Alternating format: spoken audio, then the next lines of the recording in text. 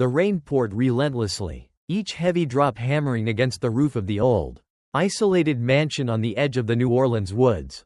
The wind whistled through the cracks in the door frame, carrying with it an eerie, haunting whisper of the night. Claire Morgan sat quietly in the small kitchen, the dim yellow light of the overhead lamp casting soft shadows across her tired face. The house was so silent she could hear the steady ticking of the wall clock each second, feeling like a countdown to something unknown. She leaned back in her chair.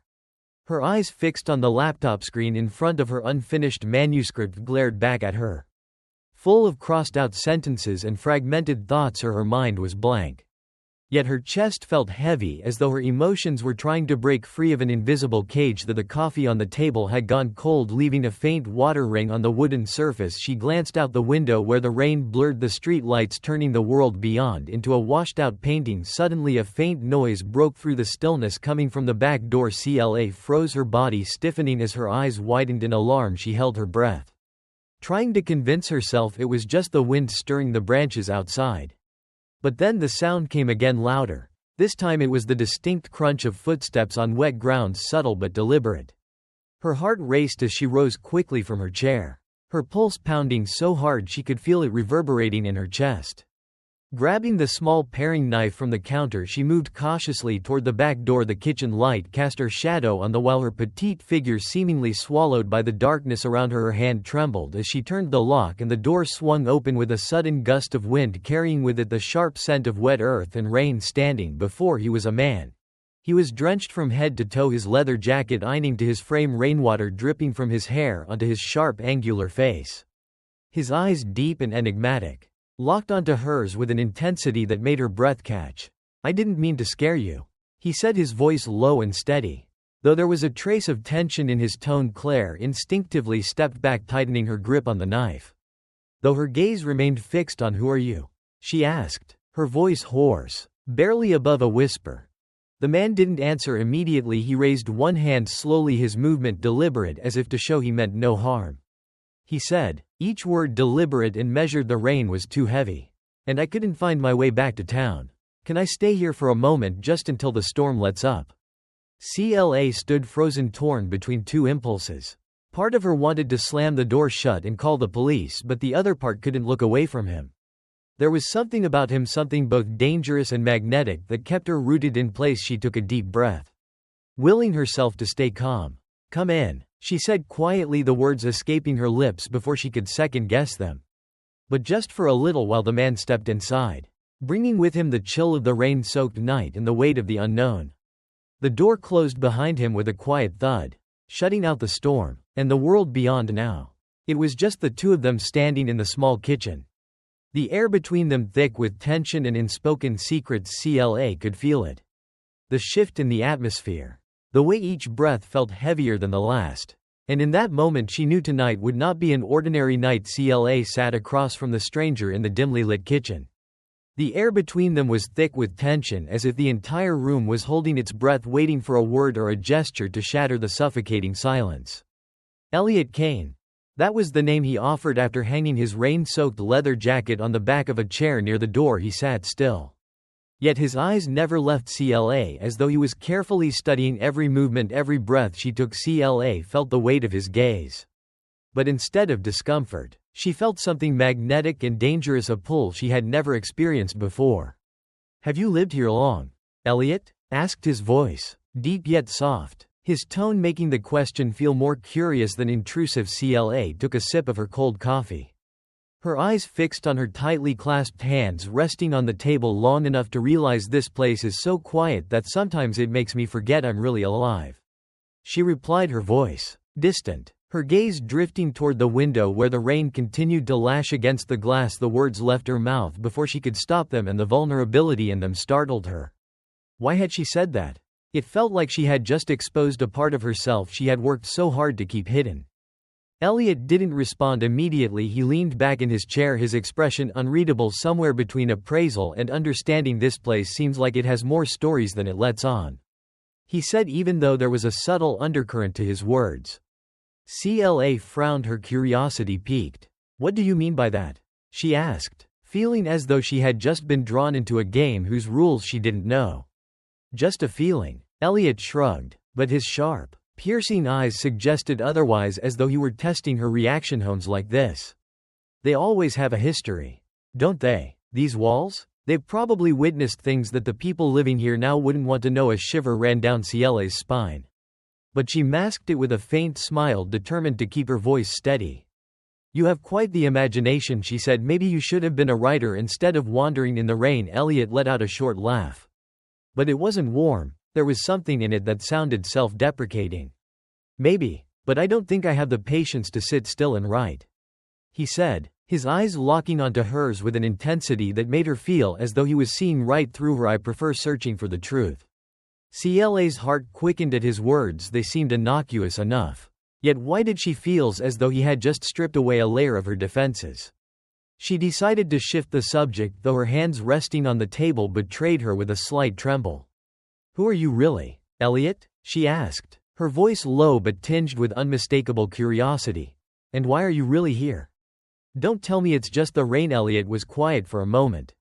His gaze dropping to the coffee cup in front of him, he turned it slowly between his fingers as if weighing his "I've heard of this place before," he said slowly, his voice dropping to almost a whisper. A house with a buried past. I was curious.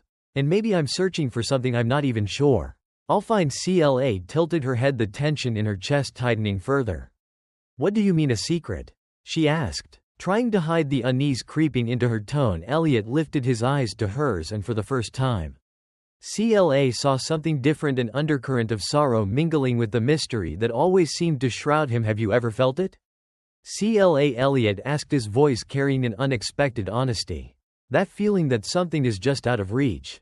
So close, but unattainable, like everything in your life has been orchestrated to keep you searching for it forever. Cla froze. His words pierced through her like a blade, cutting straight to the emptiness she had long buried.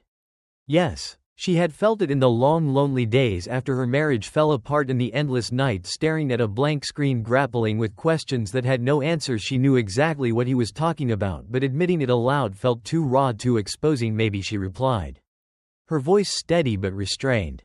But I've learned not to go looking for things I'm not sure I want to find. Elliot gave a faint smile. But it wasn't one of amusement.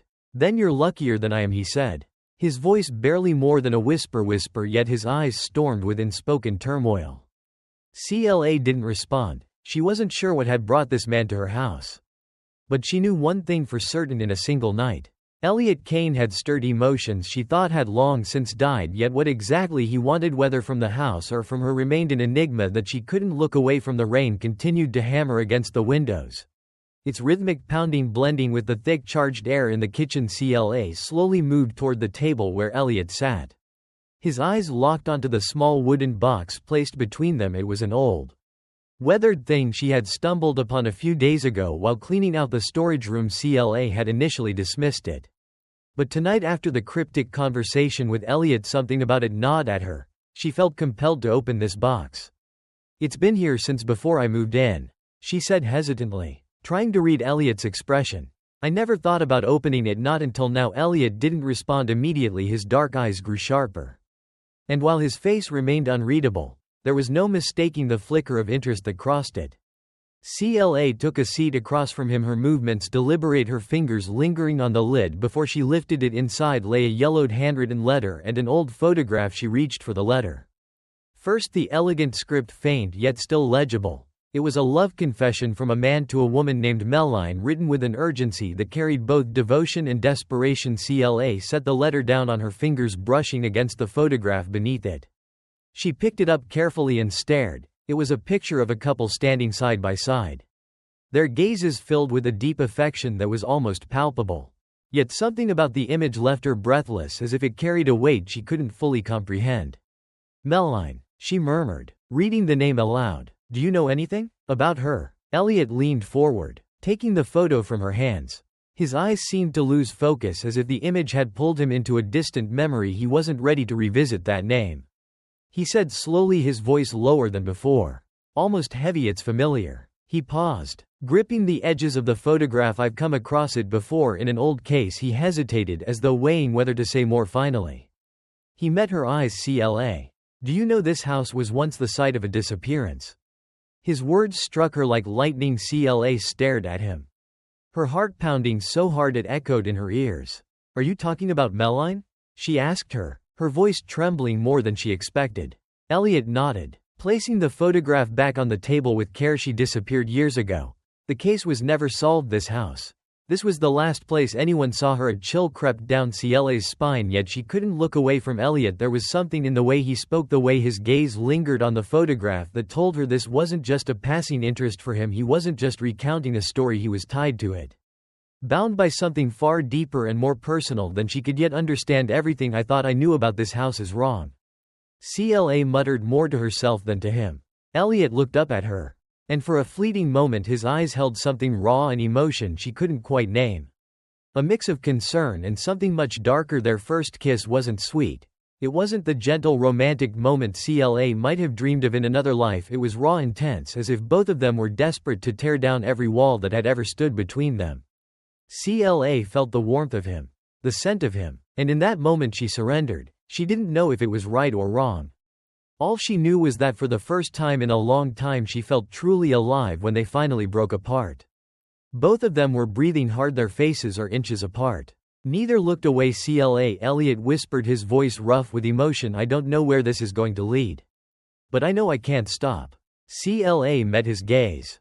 Her surroundings fading into the background. The kitchen, the rain, the secrets, they all dissolved, leaving only him. For the first time she didn't want to ask questions, she didn't want to think, she just wanted to follow the current that had swept her up, no matter where it might take her, even if it led to a place she could never return from. The kitchen once was Cela's haven of safety and familiarity, now felt suffocating, oppressive. The soft yellow glow of the overhead light no longer carried its usual warmth. Instead, it cast long looming shadows on the walls like ghosts from a forgotten past. Elliot stood across from her, his face taut with tension. The photograph and the letter from the small wooden box still lay on the table between them. But they no longer seemed like mere objects, they were keys to a buried story. A truth neither Cela nor Elliot was ready to confront. There's something you're not telling me, isn't there? Cela broke the silence. Her voice sharper than she expected, her gaze bore into Elliot, scrutinizing every flicker of emotion on his face. Why are you really here, Elliot? Don't tell me you just stumbled into this house by chance, because I won't believe it. Elliot froze, his hand gripping the edge of the table tightly, his knuckles whitening in his eyes. Cela saw a battle raging, a pain he was trying desperately to hide. Cela, he began, his voice low and deliberate, as if choosing his words with great care. There are things that aren't easy to explain. But you have to believe me. I never meant to hurt you. Hurt me. Claire let out a bitter laugh, her lips curving into a wry smile. So you admit there's something I don't know about you. You know Melline, don't you? And you came here to find something connected to her, isn't that right? Elliot's shoulders slumped as though the weight of the world had been dropped on them. He lowered his head, his voice barely audible as he confessed, yes. I know about Melline. I know she lived here. And I know she disappeared. Cela felt as though she had been pulled into a whirlpool of air around her, spinning faster and faster. Her heart pounded against her rib cage, but she said nothing. She needed him to go on, to reveal the truth he had kept hidden. Elliot inhaled deeply, lifting his head to meet her gaze. His eyes, filled with anguish, bore into hers as he spoke again. Melline wasn't just a name in some old case, Cela. She was someone I loved. His words hit Cela like a thunderclap. She stood frozen, her eyes wide as she stared at him. You loved her, she whispered, her voice barely escaping her lips. I did. Elliot admitted, each word sharp as a blade slicing through the tension in the room. She was everything to me. And then she vanished without a trace. I've been searching for her for years. And I finally discovered that she had been here in this house. I thought if I came here, I might find some answers. Cela felt the ground shift beneath her feet, every certainty she had crumbling away. She wanted to lash out, to accuse him of using her, of stepping into her life with a purpose he had deliberately hidden. But when she looked into his eyes roar with pain, she couldn't bring herself to do it. So it's all about Melline?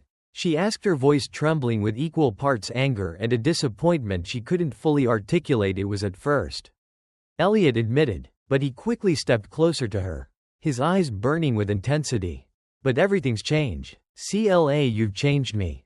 I don't know when it happened. But I know this now. I'm here just because of Melline, I'm here because of you. Cela stood root-sued to the spot, her mind reeling from his words. She wanted to believe him, to believe that his feelings for her were real. But the doubt still gaped at. Do you love me? She asked, her voice quiet but sharp. But how can I believe you, Elliot, when all I know are the pieces of the truth you chose to share with me? The tension between them was so thick it felt like it could shatter under its own weight before Elliot could respond. A loud knock echoed from the front door, making them both jump. Cla turned toward the sound, her heart racing. She wasn't expecting anyone, and no one should have been here at this hour. The door creaked open and Victor, her elderly neighbor, stepped inside. His sharp eyes swept over Elliot before landing on Cla. "I'm sorry to intrude," he said, his voice deep and grave. "But I think it's time you learn the truth about this house and about the man standing in front of your." Gaze darted between Victor and Elliot, her chest tightening as a suffocating sense of dread settled over her. It felt as though everything around she was unraveling, the walls of her world collapsing in on themselves. She didn't know who to trust, didn't know what to believe. But one thing was certain: tonight everything would change and there would be no turning back. The air in the room felt heavy, as though every sound had been swallowed by the suffocating tension. Cla stood frozen in the middle of the kitchen, her gaze darting between Elliot and Victor. Both men carried secrets, fragments of truth she couldn't yet grasp. The kitchen, once her sanctuary, her haven, now felt like a battlefield. Words and glances were the weapons, and she was at the heart of it all. "You need to do is listen to me," Victor said, his tone more serious than she had ever heard. He stepped further into the kitchen, his presence suddenly larger, heavier, as though he carried the weight of years. His deep voice resonated, each word deliberate and laden with meaning. "This man is not who you think he is. He's not here because of love, Cla. She doesn't need to hear any of your accusations. You don't know anything." "Don't know anything." Victor's laugh was dry and hollow, carrying a darkness that sent a chill through Cla. "He's here because of an obsession. And if you let him pull you down with, that's enough," Victor, Elliot said, his voice sharp and cold. His eyes locked onto Victor with a deadly intensity, the air between them electric, as if they were engaged in an unspoken duel. "Elliot, you don't realize how much I know. I know you've been watching this house for years. And I know you've been obsessed with Melline. But tell her this. Did you tell her that you were the last person to see Melline alive?" The words hit Cla like a physical blow, and she stood there frozen in shock, her mind blank. The room spun around her, and she turned to Elliot, looking for a denial, an explanation, or anything to prove Victor was wrong. But Elliot's eyes darkened, and his silence spoke for her. She didn't need him to confirm it, she already knew Elliot. She whispered, her voice barely audible, trembling with disbelief over what he was saying. "Since I was the last person to see Melline, it isn't the reason she vanished." It's true that Elliot turned to face her, and in his eyes she saw something she hadn't before, a pain, a vulnerability, and a desperation he couldn't conceal. He started to crack his voice. "I did everything I could to save her. But I failed." The admission broke her. It was as if the earth beneath her was crumbling under her feet, and every truth she had clung to came tumbling to the surface in an instant. "You knew everything," she said, and her voice trembled as her emotions came to the surface. "You knew what this house meant, Melline, and yet you still came here. You dragged me into this. Why, Elliot? Why didn't you tell me from the beginning?" "Because I didn't want to lose you, Elliot," he said, his voice low and brimming with raw emotion. He took a step closer, but Claire reflexively took a step back. "I didn't want you to see me as just a man obsessed with the past. I didn't want you to look at me the way you're looking at me. Right?" Victor now took the stage once again, his voice cold, colder than before. "Are you blind? He never told you the truth. He came here for Melina. And he won't stop until he gets what he's looking for, even if it destroys you in the process." Cla looked from Victor to Elliot, her heart tearing in two. One part of her wanted to trust Elliot, to believe that everything he had done came from a place of genuine feeling. But the other part couldn't ignore Victor's words. The truth was Elliot hiding too much from her. The truth was from the very beginning she had only been a part of his search for answers. "Cla," Elliot said, his voice pleading now, his eyes fixed on hers. "You have to believe me. I can't change the past. But I know the present, and right now I'm here for you. I can't lose you." She stared at him, his earnestness cutting through the storm of her emotions, yet in the depths of her heart the turmoil raged on. She didn't know who to trust: Elliot, the man who had pulled her out of her loneliness but had kept so many secrets, or Victor, the seemingly trustworthy neighbor whose warnings were riddled with his own enigmas. "Both of you need to leave," Cla finally said, her voice steady and more decisive than she thought possible. "I can't do this. I can't decide between secrets and lies." Elliot started to object, but Cla stopped him with a raised palm, saying, "No, Elliot, I don't want to hear anything else.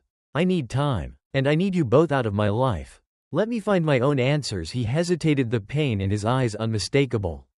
But he didn't argue. Instead, he nodded slowly and stepped toward the door before leaving. He turned back, his gaze lingering on her one last time. I hope you find peace. CLA. And if one day when you're ready, I'll be here. Victor said nothing more. He followed Elliot to the door. But before leaving, he placed a hand on CLA's shoulder. His grip was firm but gentle. His eyes shadowed with concern. Be careful.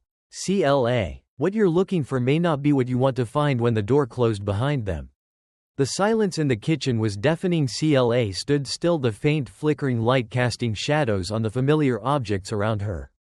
But nothing about them felt the same anymore. She felt as though she was standing at a crossroads. One path leading to truth and pain, the other to peace and emptiness. She didn't know which road she would take. But she knew one thing: tonight had changed her forever, and there was no way to return to the life she had known before.